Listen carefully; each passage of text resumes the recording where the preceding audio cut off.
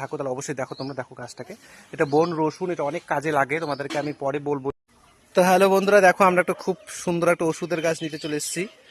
তো আমাকে এখানে ভাই সাহায্য করছে ওষুধের গাছ তোলার জন্য।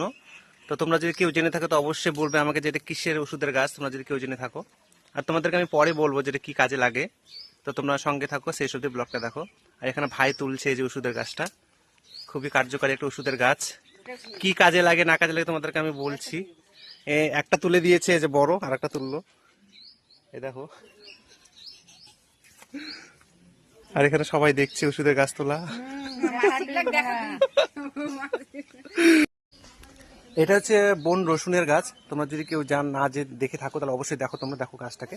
এটা বন রসুন, এটা অনেক কাজে লাগে, তোমাদেরকে আমি পরে বলবো যে কি কি কাজে লাগে, তোমাদেরকে ভিডিওর মাধ্যমে পরে বলে দেবো। তো তোমরা সঙ্গে থাকো, শেষ অব্দি আমার সঙ্গে থেকে, তো তোমাদেরকে অবশ্যই বলে দেবো। দেখো রসুনটা কত সুন্দর, দেখো রসুনের মতো কিন্তু বন রসুন হয় এটা।